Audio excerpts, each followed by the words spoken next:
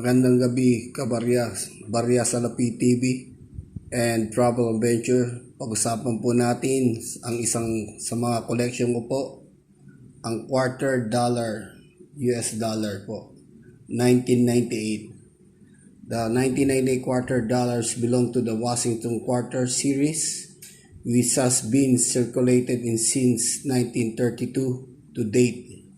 Yan po. The sculpture of John Flanagan designed the Washington Quarter to commemorate the country's first president of his great achievement as founding father of politician. Yan po yung history na itong 1998 po. Quarter dollars.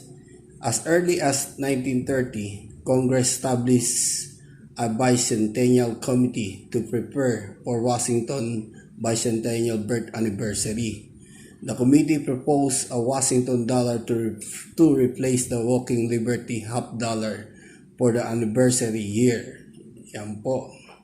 The committee, alongside the Commission of Fine Arts, held the competition to find designer for the new commemorative. After reviewing several submissions, the selected design from Laura Gardin Process, renew and experience in coin designer. Yan po, background po natin sa 1998 quarter dollar. Napakagandang coin po. At sa market po ay napakamahal na po ito ngayon. Dahil uncirculated na po ito. Kukunti na lang po ang meron nito. Yan po, natabi ko po. Yan po siya. Yan po yung mga collection kong coin. Ito ang sa limang coin na quarter dollar. Ito yung pinakamahal ngayon po. Yan po. Yan. Binigyan na po rin siya sa grading na NGC. Yan po.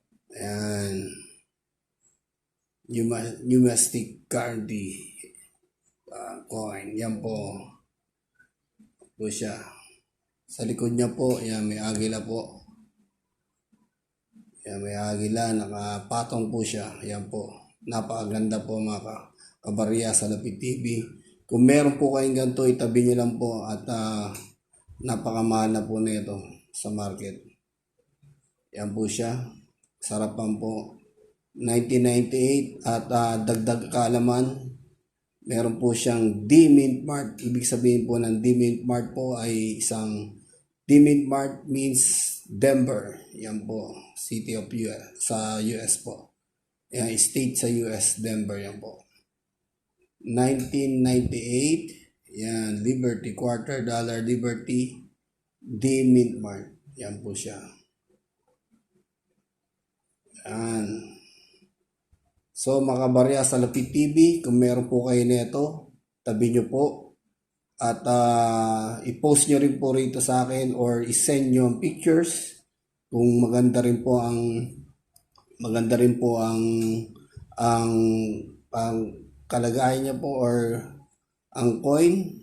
Kung maganda, kasing kinis pa nito, pwede rin po natin na i-post nyo po rito. At kung may makita po tayong mga buyer, collectors, coin collectors, pwede rin po sila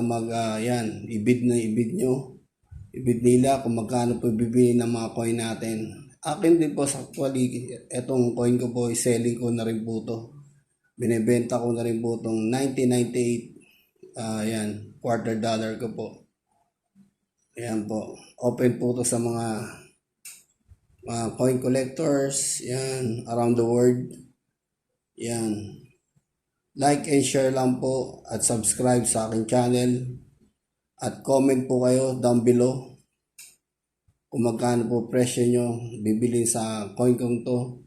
At pag-usapan po natin, PM nyo lang po ako. Yan po. Binibenta ko po yan, 1998 D-Mint Mart quarter dollar. Yan po. 1998. Ganda po ng kondisyon ng coin ko. Ayan, makinis pa po yan. Yan mga kabarya sa Lapid TV, coin collector, welcome po kayo. Comment down below and don't forget to subscribe. Push the button bell and para lagi po kayong updated sa coin ko. Ayan po. Mga coin kong binibenta po. Ayan po. Yan. Isa pa lang yan sa collection ko na $quarter dollar. Meron pa po akong 4 niyan.